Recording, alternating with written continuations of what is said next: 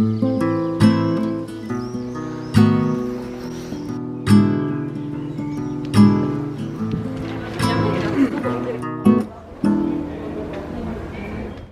what's up? My name is Anna and I am lost but found.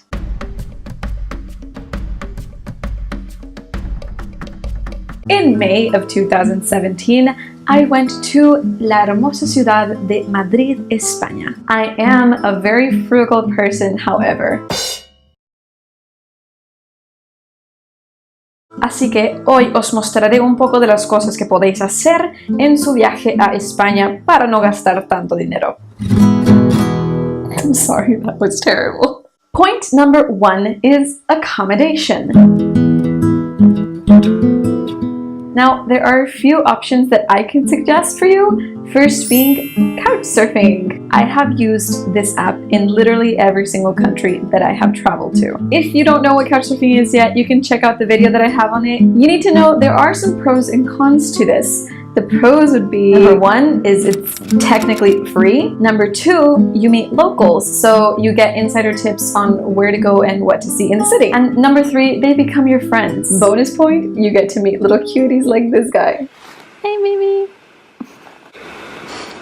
I'm just here, chilling with Nikki. Some cons would be, number 1, you might have to be pretty dependent on your host. I tried to contact my host and ask him about the keys for the apartment because I have the ones for the building. So I'm waiting to see if he answers me. It's already pretty late and I'm starving and I don't have any food because last night I didn't buy any food. Number 2, you might have a little less privacy like compared to what you would have in a hotel. Okay, so I just got home. I had to knock on the door and wake everyone up. Oh, how embarrassing. Look who's sleeping with me today.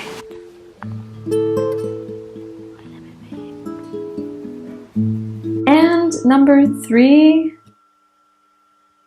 who am I kidding? There are more good things than bad, honestly. Just make sure to check the reviews and talk to your host beforehand. Your second option would be hostels. These vary anywhere between 13 euros to 20 euros a night. Or if you're traveling with a friend or friends, then you can all share an AirBNB together, which would be the third option. These vary somewhere between 15 to 40 plus euros a night, but if you're splitting with friends, then it's a better deal. Point number 2 is food. A couple of options I would suggest would be, number 1, to head to the supermarket. So, okay, I'm finally on my way out. I'm gonna head to the supermarket. I guarantee you that there's no better way to save money on food than to get some groceries and cook at home. Unless you decide to go on a water fast, in which case...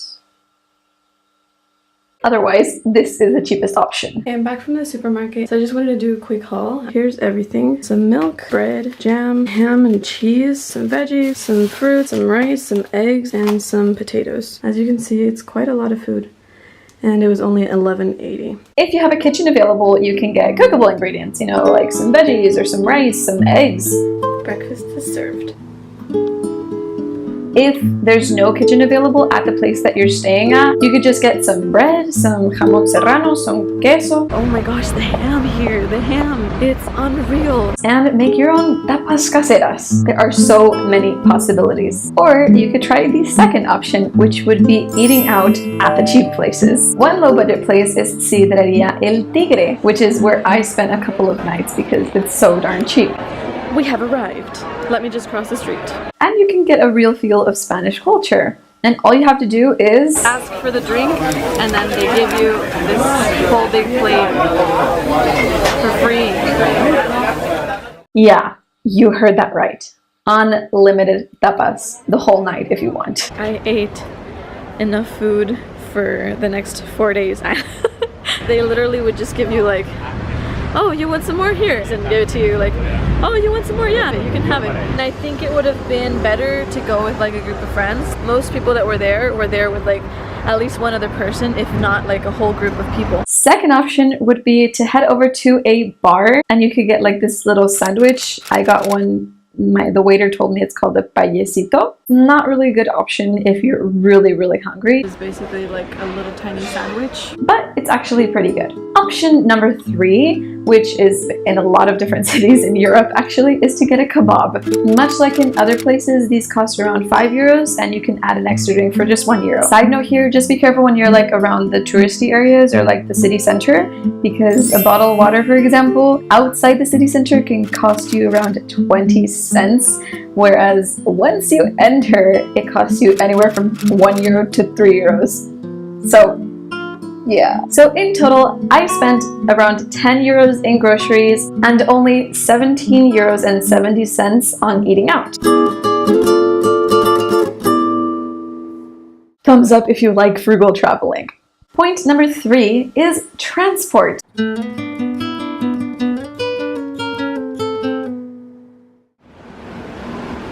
First of all, the metro. If you know that you're going to be using the metro a lot, I would suggest getting the 10 ride ticket rather than just one ride at a time. I got 10 rides for 15 euros.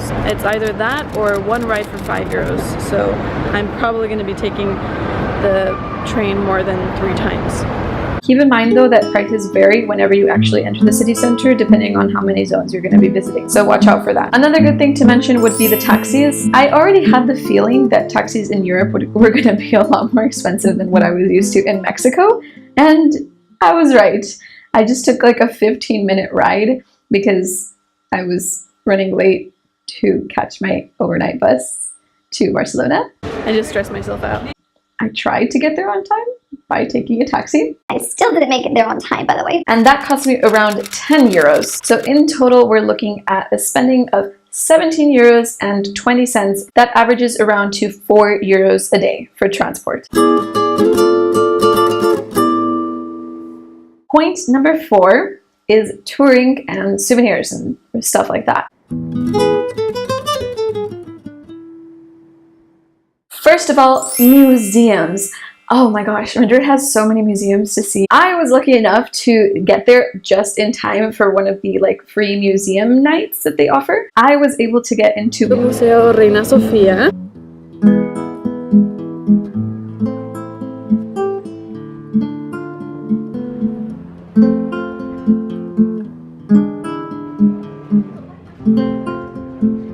Actually, through further investigation, I realized that a lot of museums in Madrid offer like free after X hora entrances and stuff like that. So it's worth a shot investigating if there'll be anything like that during your stay. Second of all, you can take a free walking tour. I didn't get a chance to join one this time around, but I know there are plenty of options to go to in Madrid, and these kinds of tours fit any budget because it's tip-based, so you can give whatever is in your heart or whatever fits your budget. For souvenirs, again, stay away from like the touristic zones because the prices are definitely gonna go up. I ended up finding this cute mirror. There you are. Hello. And also a lovely little keychain for a friend of mine for a total of 5 euros and 40 cents. Point number 5 would be flights. Sorry to leave this for last, but I think it's pretty well known that there are several apps and websites out there that help you find the cheapest flights to book. I like to use 2 primarily, skyscanner.com and kiwi.com. My one-way flight from Mexico to Madrid with a 24-hour layover in Miami cost me $383 US. All in all, on my trip to Madrid, I ended up spending a total of 76.50 USD. And I was there for 5 days and 4 nights, so that comes to a grand total of $15.30 per day. Well, those are all the tips I have for you today. Let me know in the comments below. How do you budget your trips? What other tips can you suggest to other travelers when they're trying to save money when traveling? Be sure to subscribe if you want to see more travel videos or crazy things that are coming up next. I think that you guys will enjoy. I'm uploading much more videos soon, so keep an eye out for them. And I will see you next time.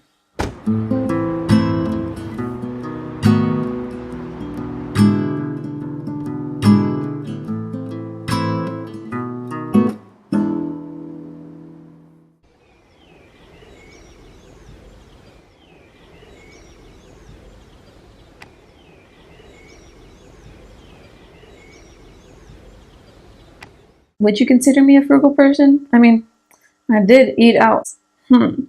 Maybe next time I'll commit to not eating at all.